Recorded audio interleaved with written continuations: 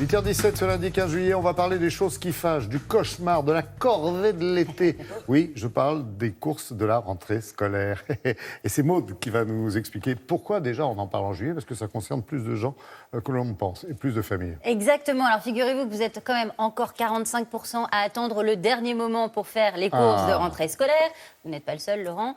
Et donc 55% aujourd'hui des parents vont faire les courses dès le mois de juillet, souvent au supermarché. Alors pourquoi est-ce qu'on y va au mois de juillet? Quels sont les avantages? Logiquement, évidemment, on sait qu'il y a beaucoup moins de monde, d'accord. Mais il y a d'autres avantages à cela. Il y a aussi beaucoup plus de produits disponibles, moins de monde dans les rayons. Donc forcément, il y a plus de produits, moins de rupture de stock.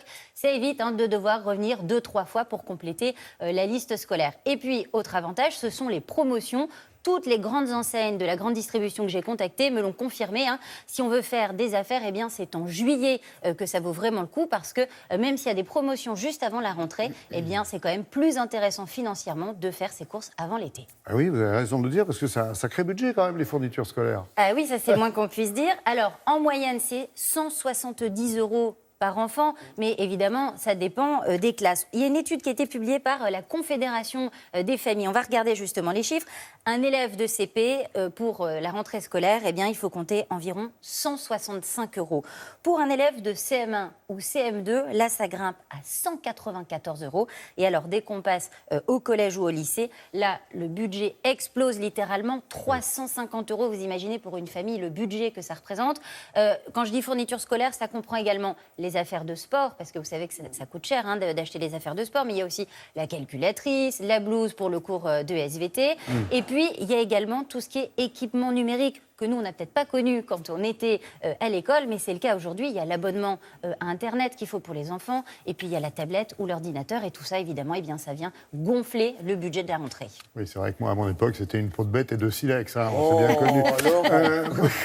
C'est quand même un très, très bon filon.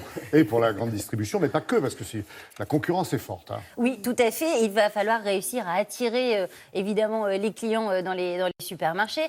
Vous l'aviez dit, Laurent, c'est une corvée, ces courses de rentrée. Donc, il y a de plus en plus de parents qui vont se tourner vers Internet. C'est quand même plus sympa d'être dans son canapé avec l'ordinateur sur les genoux pour passer commande. On se fait livrer à la maison. C'est très bien. Et donc, ça, la grande distribution l'a compris. Et donc, depuis 1-2 ans, la grande distrib propose des mini-sites dédiés aux fournitures scolaires.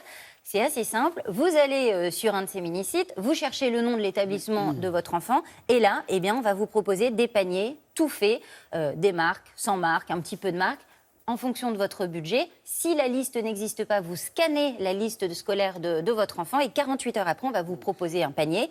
Et ça existe aussi dans le petit commerce, puisqu'il y a des établissements qui passent des deals avec la papeterie du coin. Et donc, vous pouvez également aller récupérer votre petit package tout fait à la papeterie. Plus besoin d'aller au supermarché. Ça change la vie, ça. Oui, c'est vrai. Ouais. Sauf que, attention, puisque vous parlez d'Internet, merci Maud.